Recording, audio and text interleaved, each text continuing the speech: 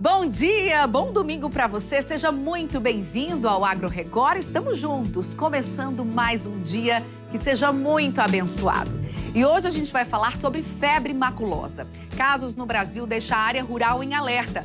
Nós vamos mostrar o que fazer para evitar a doença que é transmitida por carrapatos. Valor bruto da produção agropecuária do DF teve aumento de quase 14% no ano passado. Nós vamos falar sobre esses dados. É o crescimento da produção agrícola aqui no nosso DF. E na receita de hoje você vai aprender a fazer uma pamonha deliciosa. Quem aí não gosta dessa delícia feita de milho? Tudo isso e muito mais. Eu sou Narla Guiar e o Agro Record já está no ar.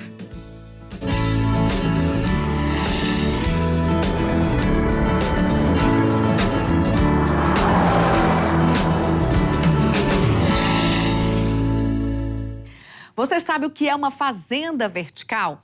Apesar do que o nome faz parecer, nem sempre esse tipo de plantação fica em pé, mas sim em salas, com ambientes completamente controlados e que ajudam na produção. A Larissa Batista explica pra gente.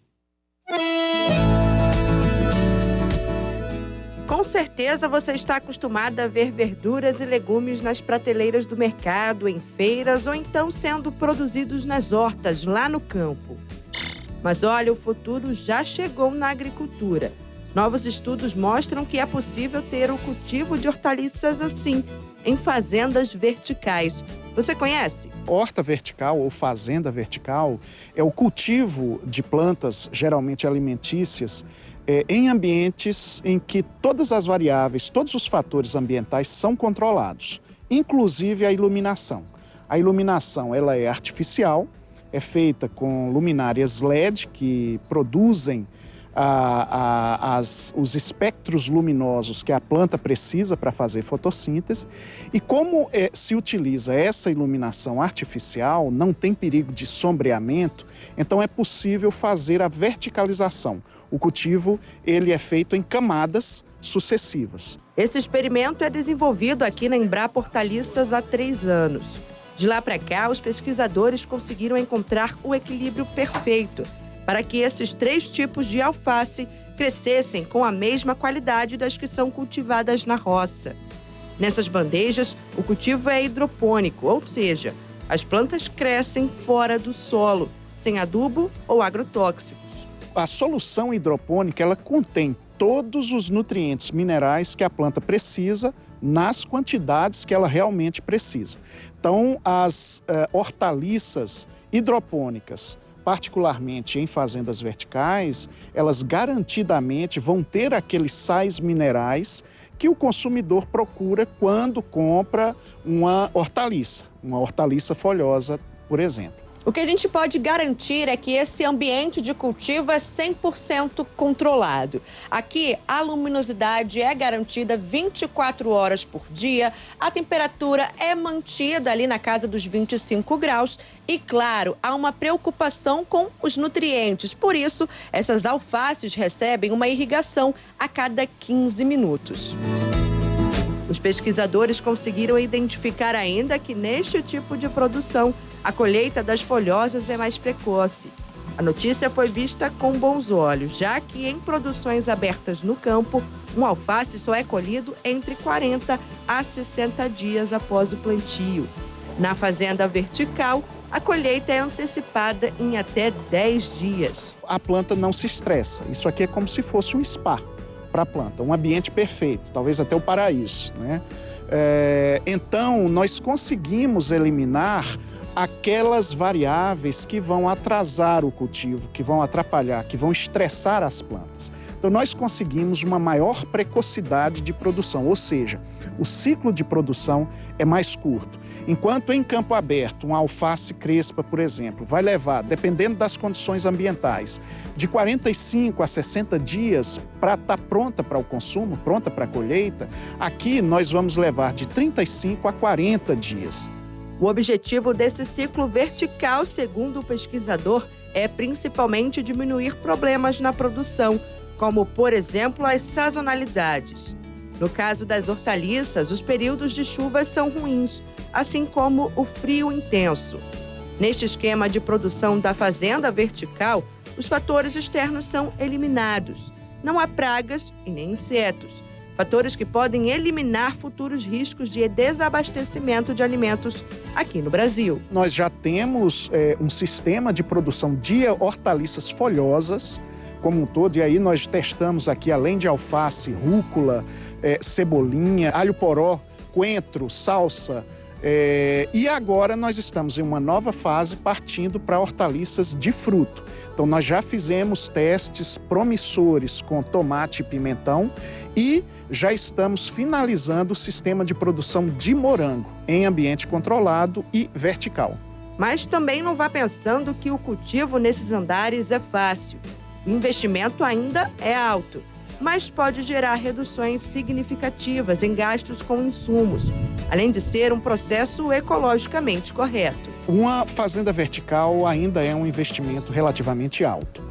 Por outro lado, nós temos uma economia muito grande de recursos naturais. Todo o sistema hidropônico é um sistema recirculante aqui, ou seja, a solução nutritiva, que é a água com os nutrientes minerais que a planta precisa, ela é reaproveitada inúmeras vezes. Então nós temos uma economia de água muito grande, chegando a próximo a 95% em relação ao mesmo cultivo em campo aberto, e uma economia de fertilizantes, ou seja, de nutrientes, que pode chegar até 75%, variando aí de 60% a 75%. Então, há uma economia muito grande, embora ainda haja um gasto relativamente alto com eletricidade. Como no caso do Brasil, a matriz energética é renovável, né? Geralmente a nossa energia é hidrelétrica, o impacto ambiental é muito menor.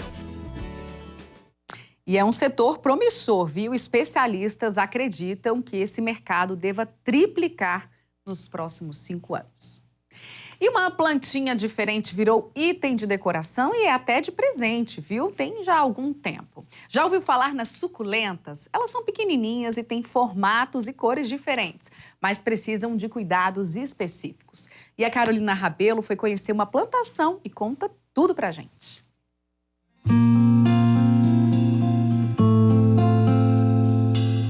A Ângela começou a investir cedo nas produções. Aos 24 anos, além de produtora rural, é empreendedora no ramo de flores e suculentas. É no quintal da própria casa, em Planaltina, que ela produz mais de 2.000 plantas. Uma colega minha me mostrou uma coleção que ela tinha de suculentas em casa. E eu falei, eu quero ter aquelas suculentas para mim. Então eu comecei a procurar, fui em lojas, fui em viveiro, comecei a colecionar algumas. Até que em um certo momento, eu já tinha uma banca na feira que vendia fruta e eu falei assim, fruta me estressava muito, ceasa, muito complicado e tal. Aí eu falei, vou colocar minhas plantinhas para vender. Mas não as minhas, as mudinhas que eu estava fazendo delas, que eu estava produzindo, porque elas se multiplicam muito fácil.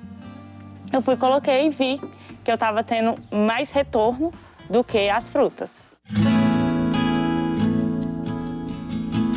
Estufa tem de todos os tipos e tamanhos. São cerca de 400 espécies, das mais comuns até as exóticas. As suculentas, elas são umas plantas gordinhas que ela acumula água dentro das suas pétalas. Se você pegar uma pétala de suculenta e apertar, ela sai muita água. O meu diferencial são os mix que eu produzo. No Dia das Mães foi o que mais saiu. O pessoal procurou muito, fiz na faixa de uns 300 e só sobrou esses aqui. Aí, cada mix eu coloco na faixa de 7 a 8 espécies. E elas vão crescendo, vão se desenvolvendo, vão ficando coloridas. Tem aquele diferencial, você pode observar, tem algumas que são verdinhas, aí tem umas que já são vermelhinha, rosinha. Ela fica um arranjo muito bonito para você dar de presente. Muita gente, até meus vizinhos mesmo aqui, eles dizem, eu fui convidado para o aniversário de última hora, tem um mix aí de suculenta? Tem, a pessoa vem aqui, escolhe e já leva para dar de presente. Ele é muito, sai bastante, ele é o que eu gosto de fazer. Eu gosto de misturar uma suculenta com a outra. E nós viemos conhecer de perto a produção da Ângela, e por aqui tem várias espécies de suculenta. E uma das principais características dessa planta é o armazenamento de água, seja na raiz, no caule, ou até mesmo na planta, que é justamente por isso que eles têm esse fofinho, sabe? É por causa desse armazenamento de água que serve para o período de estiagem. Aqui tem várias produções, vários tipos de suculenta e eu escolhi esse mix para levar para casa. São várias suculentas num potinho só e agora eu vou ser mãe de planta também, viu? Mas para se sentir preparada para o mercado de trabalho e ampliar as chances de negócio, a jovem buscou por conhecimento. Se inscreveu e participou do curso Filhos deste Solo, oferecido pela Emater DF. O programa Filhos deste Solo é uma iniciativa da Emater DF que tem por objetivo incentivar, acompanhar o jovem morador do campo ou que tem as suas atividades voltadas para o campo na ação empreendedora. Então, são atividades que nós fazemos para trazer a esse jovem a importância de você não precisa sair de onde você está em busca de novas oportunidades na cidade.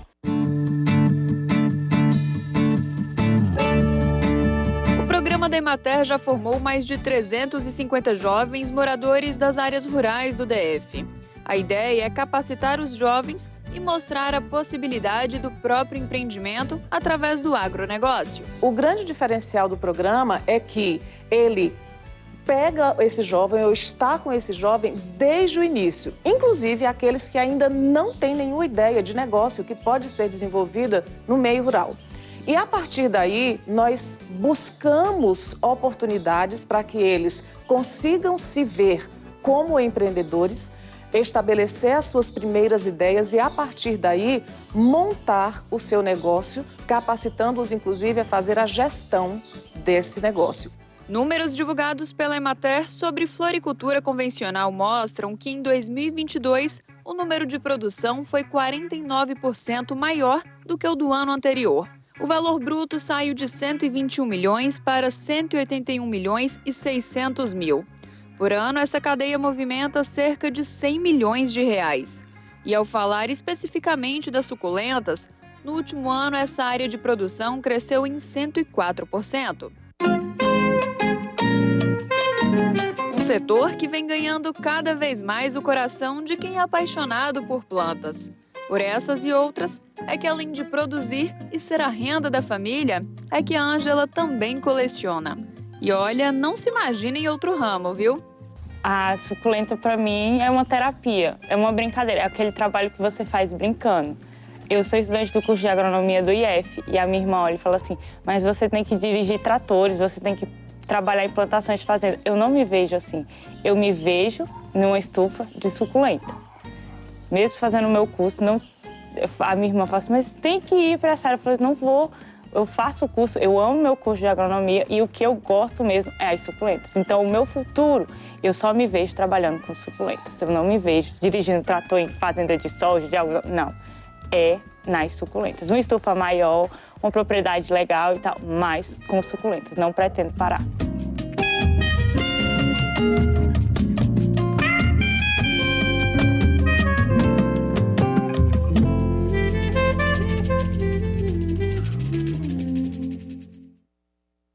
Gente, as suculentas são muito lindas, né? Além de perfeitas, são muito bonitas para enfeitar a sua casa, deixar a sua casa com aquele aspecto mais natural, colocar um pouquinho da natureza dentro da nossa casa.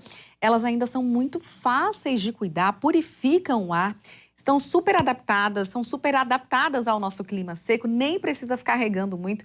Eu tenho suculenta há mais de 2 anos lá em casa e às vezes até esqueço de regar, porque realmente elas até gostam mais, elas são mais de uma terra mais sequinha. Então, para quem tiver interesse em comprar suculentas, o contato da Ângela é o @ já está aí na sua tela, AM Suculentas. E os cursos, você pode ter as informações no Instagram da Emater DF também, que é @EmaterDF. Vamos ver como é que fica a previsão do tempo para hoje aqui no telão, com as informações do Instituto Nacional de Meteorologia. A mínima registrada hoje foi de 14 graus, a máxima não deve passar dos 27 e a umidade relativa do ar vai variar entre 35% e 90%. Não tem previsão de chuva. Vamos falar sobre febre maculosa. Casos da doença deixaram o país em alerta, principalmente moradores da área rural. A Secretaria de Saúde do DF segue monitorando um grupo de 40 pessoas que participaram de uma festa no interior de São Paulo. Isso é porque pessoas que estiveram nessa mesma festa acabaram morrendo. Marina mora em Águas Claras e, a convite de um amigo, resolveu ir à festa tradicional numa área rural de Campinas, em São Paulo, no último dia 27 de maio. A jovem gastou cerca de R$ 1.500 para ir ao evento. Ela acredita que não contraiu a febre maculosa, porque não sentiu nenhum dos sintomas até hoje. O período de incubação da doença é de 14 dias e já estamos a 20 dias da data da festa. Eu fiquei muito assustada e a gente no primeiro momento para e pensa, cara, será mesmo que eu não senti nada? Será que não está acontecendo nada? É realmente um susto e graças a Deus está tudo bem. Até agora, 4 pessoas que estavam na mesma festa morreram de febre maculosa. A última vítima confirmada foi uma adolescente de 16 anos. No DF, cerca de 40 pessoas participaram do evento. A Secretaria de Saúde disse que vai fazer uma busca ativa pelos brasilienses que participaram da feijoada. Como nós temos um pouco mais de 14 dias que as pessoas foram a essa festa, a cada dia que passa é mais improvável que alguém apresente essa doença. Mas nós não podemos descartar completamente. Mas o período, como já está distante, é muito pouco provável que alguém venha apresentar essa doença agora. E até o momento nós não tivemos nenhuma notificação no Distrito Federal. O Distrito Federal não tem registro de morte por febre maculosa e o último caso confirmado da doença aqui foi em 2019. Diante da repercussão em todo o país, a Secretaria de Saúde elaborou um documento com orientações para os profissionais da rede pública. Mesmo o Distrito Federal não sendo uma área endêmica das doenças transmitidas pelo carrapato, existem lugares com condições favoráveis, como parques e locais de trilhas. Em qualquer contato com o carrapato, principal transmissor da febre maculosa, é preciso ficar atento aos seguintes sintomas: febre, dor de cabeça intensa, náuseas e vômitos, dor abdominal e diarreia, dor muscular, inchaço e vermelhidão nas palmas das mãos e solas dos pés. As unidades de saúde de todo o Distrito Federal deverão fazer a comunicação imediata em casos suspeitos. O tratamento com antibiótico deverá ser iniciado o quanto antes, mesmo que ainda não tenha a comprovação do exame de laboratório. Gente, não precisa pânico, mas é preciso se cuidar, ter acesso às informações. A Secretaria de Saúde criou um canal para orientar viajantes com sintoma de febre maculosa. O contato é exclusivo para viajantes que estiveram nos últimos 15 dias em áreas com transmissão da doença e que apresentem sintomas, como febre alta, dor de cabeça, dor no corpo, mal-estar generalizado, náuseas e vômitos. Vale lembrar que não há nenhum registro de casos confirmados e nem suspeitos aqui no Distrito Federal, ainda bem. O telefone é o que aparece aí na sua tela. Imagina a situação de perder todo o plantio por causa de um fenômeno inesperado da natureza. Isso pode acontecer, viu? Para se proteger, muitos produtores fazem o seguro agrícola. Acontece que o setor está tendo prejuízos e o assunto foi tema de discussão no judiciário. Eu acompanhei e mostro agora para vocês. Os efeitos climáticos às vezes são imprevisíveis e o produtor rural pode acabar perdendo toda a lavoura.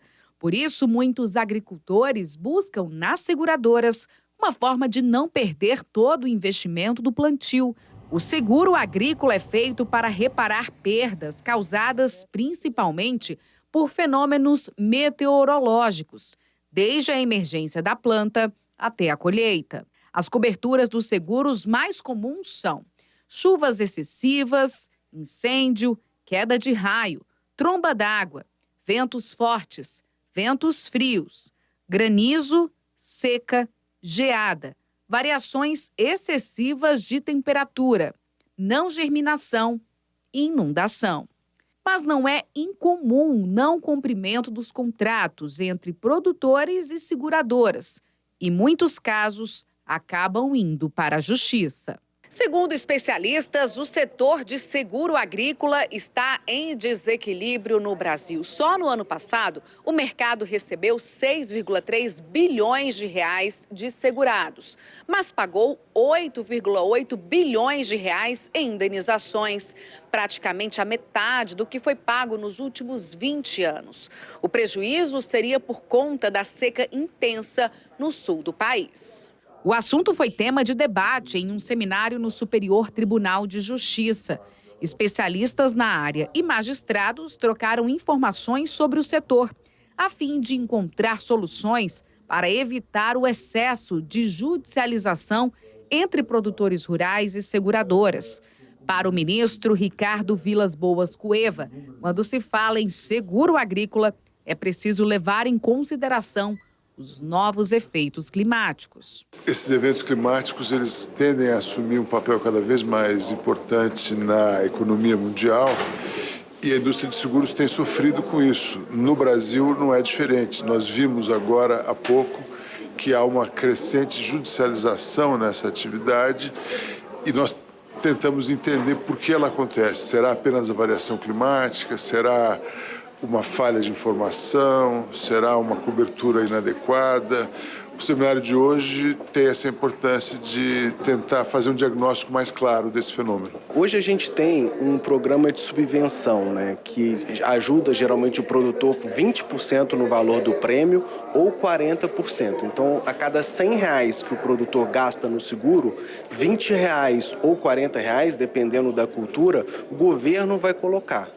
Como contraprestação, o governo cobra que esse segurado siga algumas boas práticas de plantação.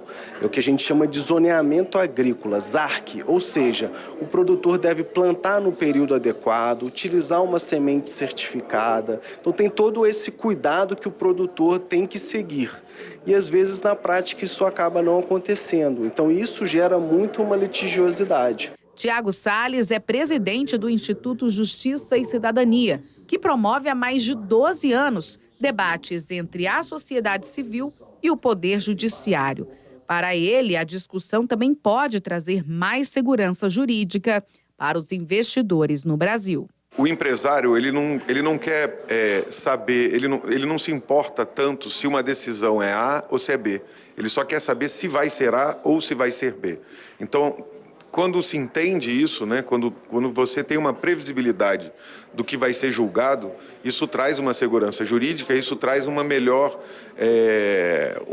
segurança para os investimentos no Brasil. Então, acho que a importância de se colocar os especialistas e os magistrados para conversarem é justamente para que se mostre qual vai ser o entendimento que a Corte procura fazer de um determinado caso.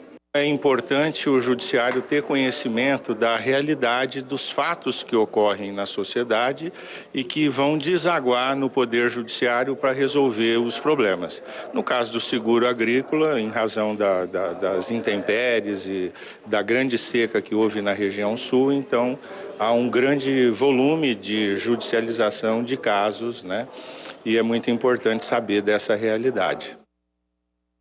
Você já passou pelas ruas e viu aquelas hortinhas comunitárias perto de alguma escola? É muito legal, né, gente? A Emater e a Secretaria de Educação assinaram uma parceria para incentivar a interação entre alunos e meio ambiente e começaram o projeto A Campo. Vamos ver.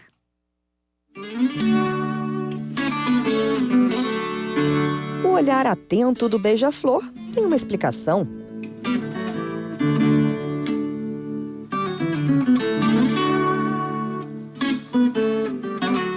Observar essa turminha trabalhando. Ou melhor, estudando. São alunos da Escola Classe 42 de Taguatinga. Há 4 anos, eles cultivam uma horta nos fundos do colégio. A ideia é ensinar para o nosso aluno a cadeia produtiva. E ele entender que da terra a gente tira o nosso sustento e que não só por esse motivo, mas por esse motivo também a gente tem que cuidar do meio ambiente. E aí a gente trabalha a questão da conscientização. Na hora do lanche, eles têm separado ali fora as vasilhas, o lugar onde eles colocam as cascas das frutas, o lugar do resto de comida, o lugar dos pratos. Para eles entenderem que do que a gente come, a gente ainda pode aproveitar o que sobra. Então, essa conscientização ambiental é o primeiro passo. O segundo passo, para esse ano a gente vai fazer, a ideia é fazer uma feirinha a cada 15 dias e vender para a comunidade aquilo que os alunos produzem. Qual a intenção? O dinheiro arrecadado ser revestido para a própria horta. Eles plantam cebolinha, salsa, couve, tomate, batata doce, alecrim e várias frutas. A água usada para irrigação vem de captação da água da chuva. E o adubo vem da compostagem, um processo de reciclagem de lixo orgânico que transforma os restos de alimentos em adubo natural. A gente aprende muito sobre a plantação, o meio ambiente, né? E coisas da natureza. A escola conta com o apoio da Emater DF. Há 2 meses, o Instituto assinou um acordo de cooperação técnica com a Secretaria de Educação. É o projeto A Campo. A parceria entre a Emater e a Secretaria de Educação, por meio do projeto A Campo, tem por objetivo fomentar a educação ambiental de crianças e adolescentes que estão matriculados na rede de ensino do Distrito Federal. O objetivo principal é prestar assistência técnica às escolas que têm programas de educação ambiental, que normalmente acontece na maioria das escolas do Distrito Federal. E a Emater chega com o oferecimento de conhecimentos, insumos e treinamento de equipes no que diz respeito à organização do espaço e o melhor aproveitamento para que eles consigam tanto trabalhar as questões de sustentabilidade quanto o incentivo ao cuidado com o meio ambiente.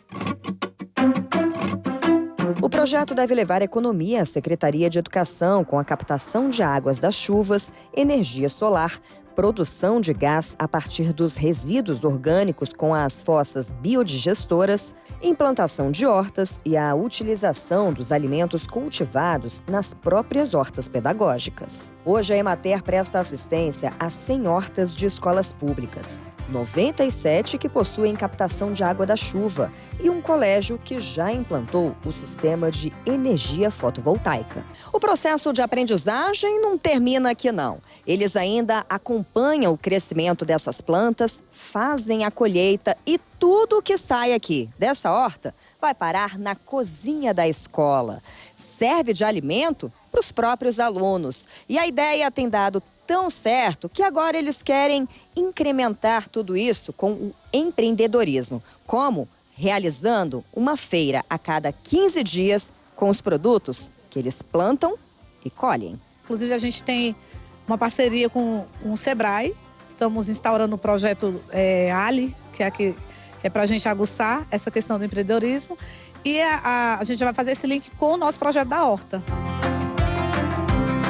O trabalho com hortas leva aos estudantes a possibilidade de integração de vários conteúdos escolares, como o estudo da geometria na confecção de canteiros, ciências da natureza quando se observa o papel de micro-organismos, língua portuguesa na leitura e produção de textos para processos de cultivo e plantio, educação financeira, ao pensar nas relações comerciais, além da preocupação com o meio ambiente. O programa A Campo, ele trabalha desde a implantação de hortas, oferecimento de insumos, treinamento da equipe, até a implantação de captação de água de chuva, biodigestores. Nós já temos escolas com fotovoltaica. A ideia do programa A Campo é que a gente tenha várias ações articuladas para que as crianças e os adolescentes percebam que tudo isso pode estar presente em um ciclo que propõe a sustentabilidade, propõe as novas ações e também as questões que dizem respeito à própria saúde das crianças, uma vez que elas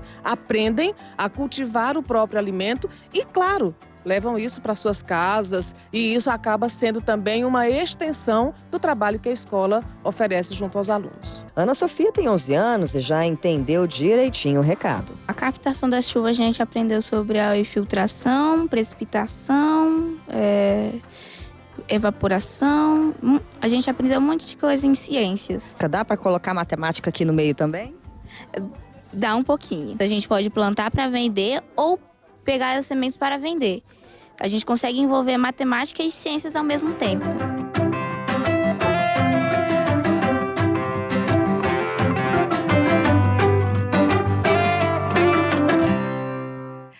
Muito importante, né, gente, essa interação das crianças com a natureza para elas aprenderem desde cedo a cuidar do nosso meio ambiente. Valor bruto da produção agropecuária do DF teve aumento de quase 14% em 2022. A gente vai falar sobre isso no próximo bloco. Eu volto já.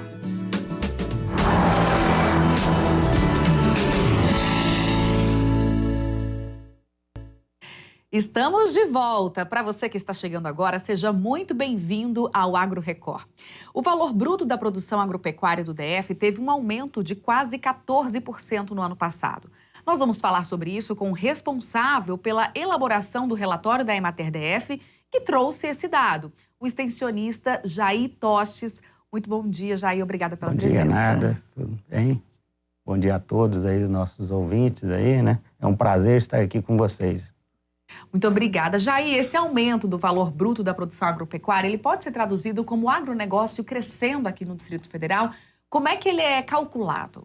Sim, o valor pode ser relacionado com isso, porque no cálculo aí a gente vai ter a produção e o preço, né? E o preço tem aumentado, né? Tanto no mercado interno como no mercado internacional.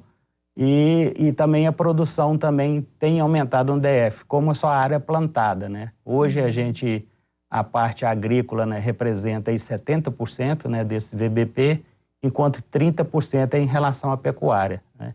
E a gente vê aqui principalmente aí grandes culturas, né, que está deslanchando nessa área aí. Agora, qual que é a diferença desse indicador para o PIB, por exemplo? Então, o VBP, o cálculo dele, né, a fórmula é mais simples, é a produção vezes o preço. Já o PIB ali, você vai ter não só a parte primária da produção, você vai ter tudo que está envolvido, né, como a parte de serviços, a parte de produção, a parte da agroindústria. Então, ele é um todo, não? Então, o PIB do setor rural, ele é...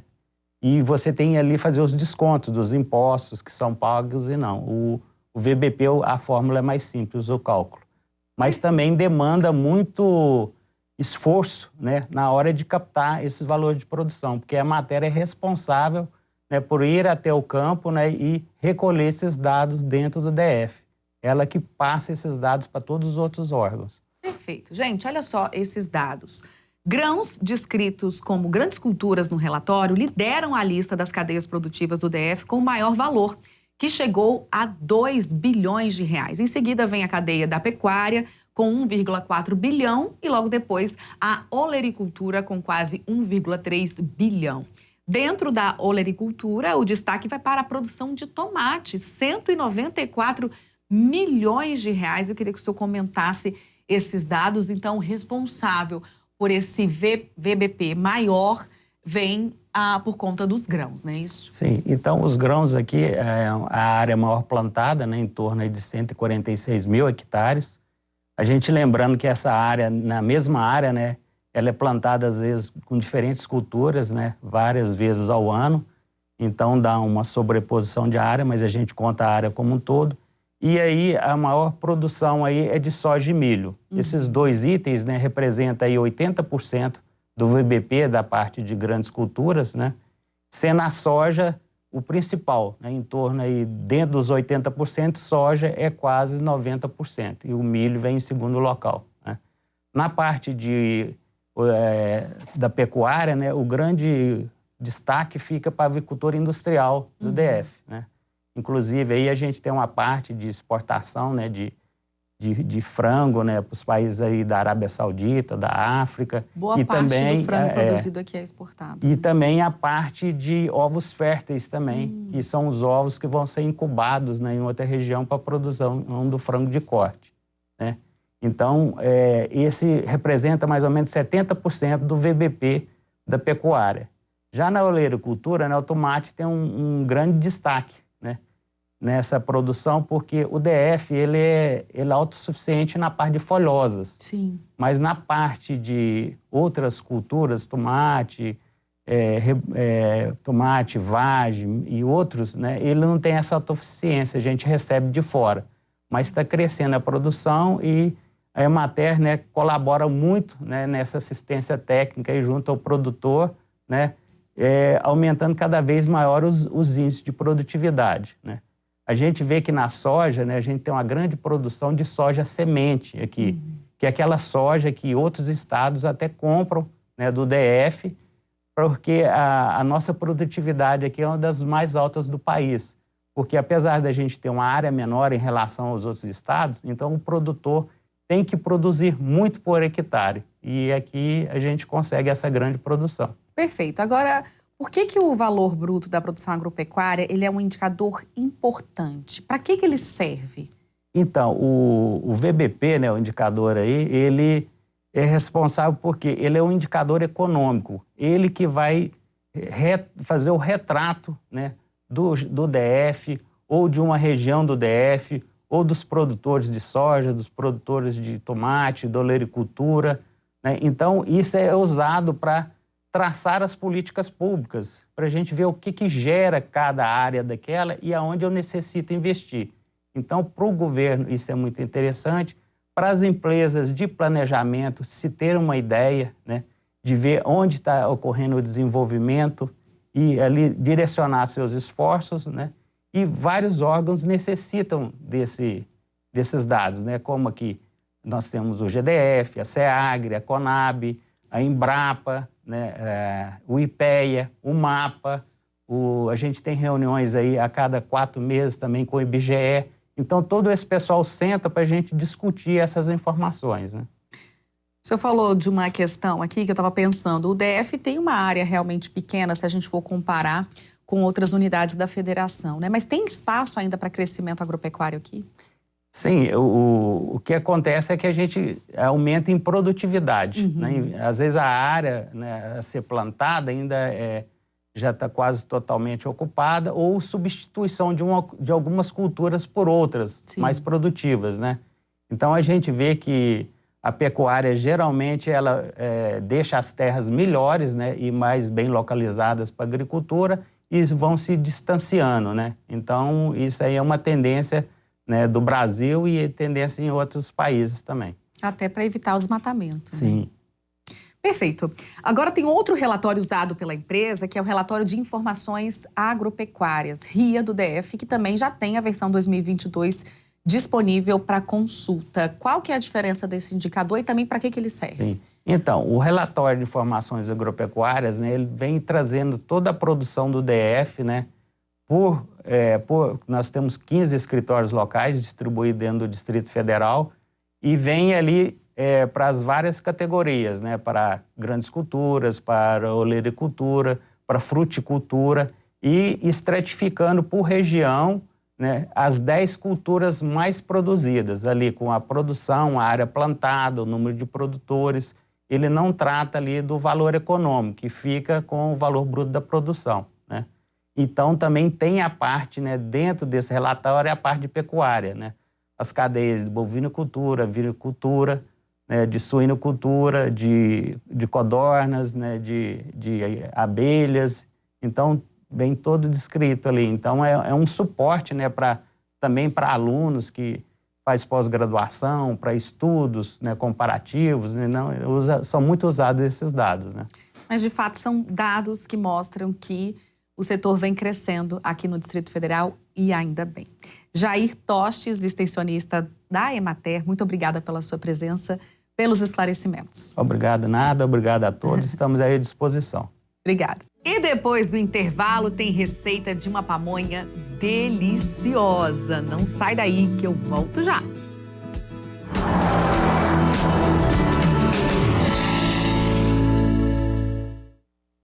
Hora do almoço está chegando e hoje será no clima junino. A gente vai aprender a fazer uma deliciosa pamonha. Já pega o papel, já pega a caneta, anota tudo e depois me conta. Vamos ver.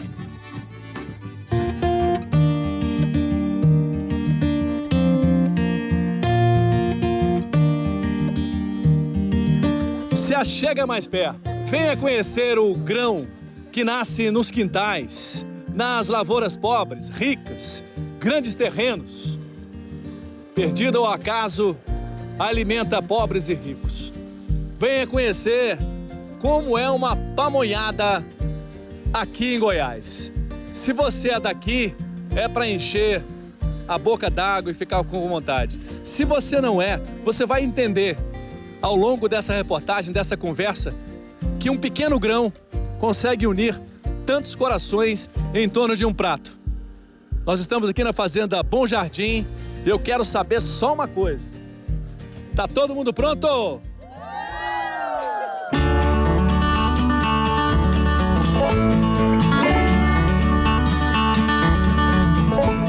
Até comida, às vezes, pode ser também festa.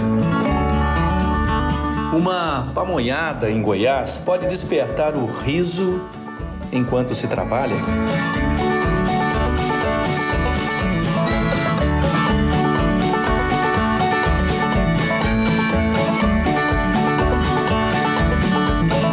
Você acha que esse pessoal tem cara de pamonheiro? Vamos dar uma olhada aqui. Vamos dar uma avaliada. Você olhando assim, o que você acha? Quem que é o maior pamonheira de verdade aqui? As duas que tá no ralo.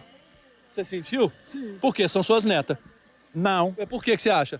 Ah, porque elas são inteligentes, com as duas no ralo. Nunca vi ralar de dois num ralo só. Uma pamonhada em Goiás consegue reunir num pedaço de tarde um mundo de amizades. É nessa hora que o coração de cada um pode perceber que a certeza do amanhã é coisa para esquecer. O que vale mesmo é fazer o hoje assim, com testemunhas de coisas simples, para sempre se lembrar. Ao redor da mesa, poucas coisas não se resolvem. O tacho no fogo no meio do quintal, quando a luz da tarde encontra caminhos feitos de luz e folhas de laranjeira. É nessa hora quando descobrimos que a melhor poesia está na mão de quem faz acontecer. Como é que faz uma pamonha? Qual o segredo dela? Então, no caso, eu estou aqui com as minhas amigas aprendendo. Cara, me disseram que você era especialista na pamonha. Eu sou especialista em degustar. Adoro degustar uma pamonha desde pequenininha. Mas fazer, no caso, hoje é a primeira vez. Mas eu sempre estou perto, estou acompanhando, estou experimentando. Mas você sabe quando uma pamonha está exatamente no ponto? Pelo paladar, sim. Agora, pelo tacho, pela temperatura ali, a gente vai ficar sabendo hoje. Eu vou ficar sabendo hoje. A Adriana é a anfitriã dessa festa. Ela aproveita o ponto certo do milho, desse jeito aí na espiga, né? Que nessa época é o milho safrinha. E convidou a gente e essa turma para pamonhar. O que te lembra, assim, esse barulho todo, essa confusão toda em torno do milho? Alegria, né, de quando a gente era criança e reunia todo mundo para estar ali, todos os amigos, fazendo aquela pamonhada. Parece que a pamonha fica até com mais sabor. É? Isso. Sabor de quê, hein? Quando reúne mais gente para conversar. Qual que é o sabor diferente da pamonha? Nossa, é um misto, hein? Porque, é igual a Adriana falou, assim, né? É bem da nossa infância, né? Uhum. A gente que cresceu numa fazenda, ou próximo, tendo a oportunidade de vir compartilhar esses momentos. Então, assim, são muitas memórias. A gente até fala assim, a vida na cidade é muito mais prático para a maioria comprar, mas não tem o sabor e o carinho que tem essa que é feita dessa forma aqui. O processo é fácil de explicar, difícil de fazer. Descasca a espiga, depois rala o trem. Duas formas. Tem nessa máquina aí, ó, e na mão. Depois vai apertando e passando na peneira. Como chama esse momento aqui, Lourdes? Nós estamos passando a massa do milho na peneira, para ficar coadinha para poder fazer a pamonha. E depois de tudo isso aqui pronto, que a gente vai temperar. Quantas espigas você consegue passar aí? Assim, digamos em... Demora quanto tempo, aliás? Vai do braço mesmo, viu? Vai do braço. Essa mulher tem um muque bom, ela consegue ralar muito. Agora nós vamos mostrar uma coisa mais profissional, né? Ó, enquanto a Natália lá coloca lá uma espiga, sei lá, 1 minuto e meio, aqui o processo é mais rápido, né? Aqui é rapidinho. Tem que tomar cuidado com o dedo? Se pegar ali, aí vira pamonha também. Hoje nós teremos pamonhas doce e salgada. A salgada é com um pedaço de queijo e linguiça. E a doce também vai levar queijo. Só que no caso, leva açúcar também na massa. A medida do tamanho do queijo para colocar na pamonha, vocês colocam 2 ou um pedaço só? 2, né? Só um, né, Adriana? A Adriana diz que é farturenta, então, pelo visto aqui, o queijo tá bem, uma proporção bem grandinha, então é o suficiente. Pensei que você ia falar que ela tá ridicando, porque ela é farturenta, só um pedacinho de queijo, hein, Adriana? e a arte de fazer as trouxinhas das pamonhas. Firmou. E agora? Agora você vem com a capinha aqui por cima. Peraí, mas escapou aqui de baixo? Mas não pode deixar escapar embaixo. No quintal, o tacho borbulhante abraça cada uma das pamonhinhas. Todas elas apertadinhas, coloridas nos seus elásticos. E a casca do milho vira uma eficiente tampa para não deixar nem um fiapo de calor escapar. Enquanto a tarde vai deslizando devagar nessas bandas do Cerrado, nós fazemos novas amizades. Ô, Desi, por que chama você de Beiço Bambo? É o Beiço Bambo aqui, né, que colocou esse apelido, esse Beiço Bambo aí, ó. Por que Beiço Bambo? Porque toma umas, aí o beiço dele cai. Enquanto a pamonha vai adquirindo os mistérios do sabor, vamos conhecer a Giovana. Essa menina, ela é danada. Vocês vão saber por que agora. Quer ver, ó? Pode começar, Rodolfo. Que cor é essa, Zô? Verde. Você agora. Que cor é essa, Giovana? Azul. Azul. Que cor é essa, Giovana? Agora fechou. Aham. Aê! Gostou? Acertou as 3. Inteligente, ela é inteligente, mas esperto mesmo foi ter esperado essa hora. Oh. Bom, nós chegamos ao fim dessa pamonhada. A gente tem aqui 21 pessoas na mesa. Mas eu não sei quantos não, eu falei porque é um número grande de gente, né? Então vamos comer essa pamonha gostosa. Agradeço muito a Adriana, tá aqui, né? E o Randolfo, a família Cruvinel, que recebeu a gente aqui na Fazenda Bom Jardim.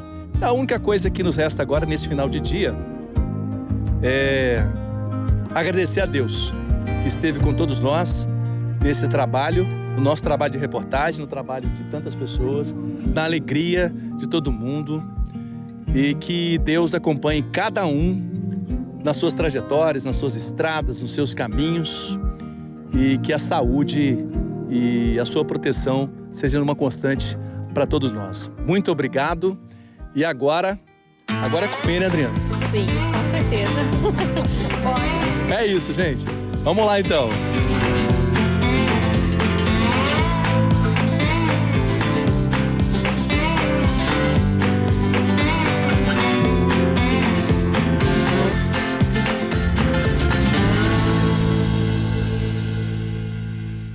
Você ficou com água na boca, né? Tenho certeza que ficou. A gente ficou aqui, olha, morrendo de vontade de comer uma pamonha quentinha. A minha preferida é a de doce com queijo. Adorei. O Agro Record vai ficando por aqui. Eu desejo a você um domingo abençoado, uma semana muito produtiva. E a gente se encontra no próximo domingo, às 10 da manhã. Beijo grande, fiquem com Deus. Até lá.